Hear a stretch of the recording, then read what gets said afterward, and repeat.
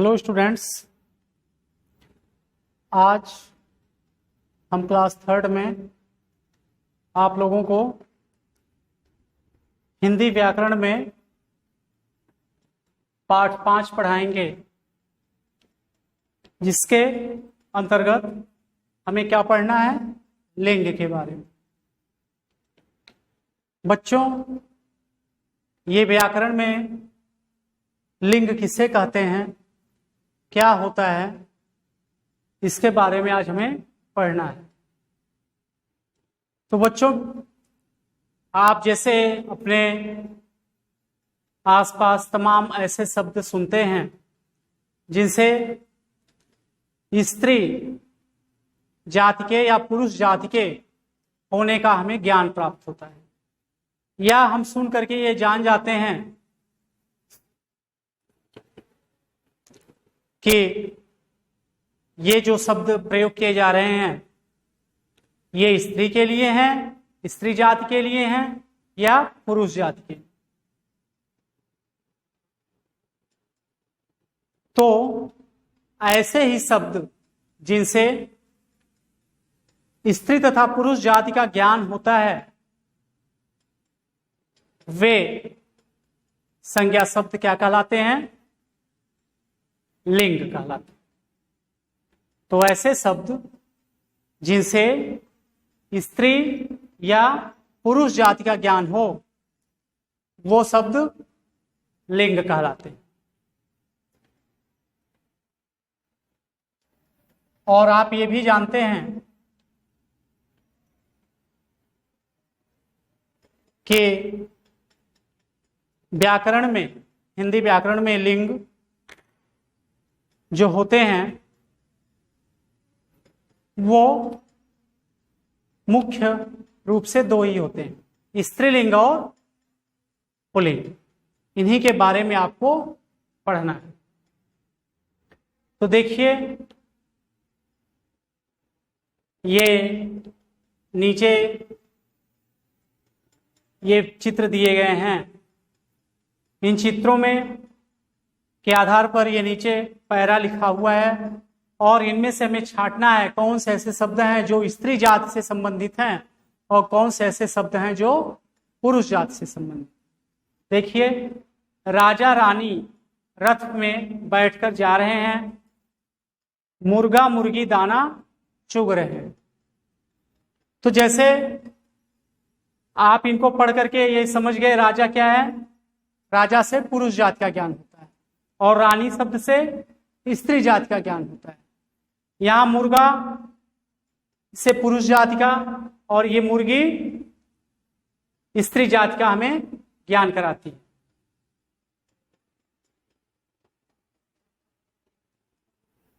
देखिए बच्चों, आपने देखा कि ऊपर दिए गए चित्रों के नीचे लिखे वाक्यों में छपे रंगीन शब्दों से यह स्पष्ट हो रहा है कि संसार में 2 तरह के प्राणी होते हैं, स्त्री जाति के और पुरुष जाति के। मुख्य रूप से 2 ही प्राणी होते हैं, नर और मादा, या स्त्री जाति का या पुरुष जाति का। यहां राजा व मुर्गा शब्दों से पुरुष जाति का तथा रानी व मुर्गी शब्दों से स्त्री जाति का बोध हो रहा है। व्याकरण में जाति को ही क्या कहते हैं? हम लिंग। इस प्रकार हम कह सकते हैं कि स्त्री तथा पुरुष जाति का बोध कराने वाले संज्ञा शब्द लिंग कहलाते हैं। तो अब आपके समझ में आ गया होगा लिंग किसे कहते हैं। तो वे शब्द जिनसे स्त्री जाति या पुरुष जाति का हमें ज्ञान होता है उसे ही हम लिंग कहते हैं।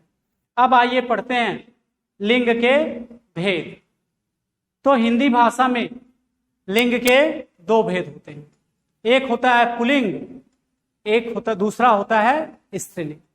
तो बच्चों, जितने भी पुरुष जाति के ज्ञान कराने वाले शब्द हैं जिनसे हमें पुरुष जाति का ज्ञान होता है, सबको किनके अंतर्गत रखा जाता है? पुल्लिंग के। और जो शब्द हमें स्त्री जाति का ज्ञान कराते हैं, जिनको सुनने से ये पता चलता है कि ये स्त्री सूचक शब्द हैं, उन्हें हम स्त्रीलिंग कहते हैं। जैसे देखिए पुल्लिंग क्या होता है, संज्ञा शब्द के जिस रूप से उसके पुरुष जाति के होने का बोध होता है उसे हम क्या कहते हैं, पुल्लिंग। जैसे यहाँ देखिए ये नौकर क्या है, पुल्लिंग शब्द है। पुरुष जाति क्या है, माली, ये भी पुरुष जाति का होने के कारण ये भी पुल्लिंग शब्द है। और शेर, ये भी पुरुष जाति का होने के कारण ये भी पुल्लिंग शब्द है। तो ये पुल्लिंग रहा। पुल्लिंग शब्द किसको कहते हैं, पुल्लिंग किसे कहते हैं, जिनसे पुरुष जाति का ज्ञान। इसके बाद दूसरे नंबर पर आता है हमारा स्त्रीलिंग। ठीक इसके अपोजिट, जिन शब्दों से हमें स्त्री जाति का ज्ञान हो उसे हम स्त्रीलिंग कहते हैं। देखिए संज्ञा शब्द के जिस रूप से उसके स्त्री जाति के होने का बोध होता है उसे स्त्रीलिंग कहते हैं। जैसे देखिए वहां ऊपर पुरुष जाति में पुल्लिंग में क्या था, नौकर, स्त्रीलिंग में क्या है, नौकरानी। उसी तरह से पुल्लिंग में क्या था, माली, स्त्रीलिंग में मालिन, पुल्लिंग में शेर और स्त्रीलिंग में शेरनी। अब तो पुल्लिंग और स्त्रीलिंग के दोनों के बारे में समझ आ गया होगा। पुल्लिंग जिनसे पुरुष जाति का ज्ञान हो, स्त्रीलिंग जिससे स्त्री जाति का ज्ञान। और देखिए कुछ ऐसे शब्द होते हैं जिनके लिंग नहीं बदलते। देखिए विशेष में दिया गया है डॉक्टर, प्रधानमंत्री, मुख्यमंत्री, इंजीनियर, कुलपति आदि। इन शब्दों के अगर हमें स्त्रीलिंग के रूप में इन शब्दों को अगर हमें प्रयोग करना है तो इनके आगे हम, जैसे आप सुनते भी हैं, महिला डॉक्टर, महिला प्रधानमंत्री, महिला मुख्यमंत्री, है ना, या लेडी इंजीनियर, महिला इंजीनियर, है ना, तो इनके आगे महिला शब्द जोड़ देने से स्त्रीलिंग का हमें ज्ञान होता है। और देखिए कुछ शब्द ऐसे होते हैं जो हमेशा जिनका प्रयोग हम पुल्लिंग की तरह करते हैं।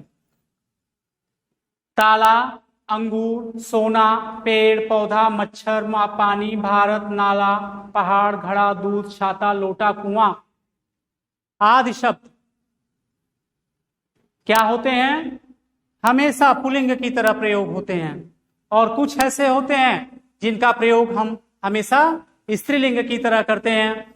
जैसे देखिए मछली, लोटिया, कबूतर, हवा, गिलहरी, है ना, आंख, सड़क, पुस्तक, आधी आदि, ये ऐसे शब्द हैं जिनका प्रयोग सदैव स्त्रीलिंग की तरह किया जाता है। अब यहां पर नीचे कुछ शब्द दिए गए हैं, उनके दोनों रूप दिए गए हैं। जैसे देखिए साला, स्त्रीलिंग इधर दिया गया है साली। पुल्लिंग शब्द क्या है, धोबी, उसका स्त्रीलिंग धोबिन। लेखक, लेखिका, हाथी, हथिनी, बकरा, बकरी, सुनार, सुनारिन। इसी तरह से इधर भी दिया गया है पंडित, पंडिताइन, अध्यापक, अध्यापिका, कुत्ता, कुतिया, है ना, इनको आप पढ़िएगा। ये भी देखिए, ये आपके ये नेक्स्ट पेज पे भी दिए गए हैं।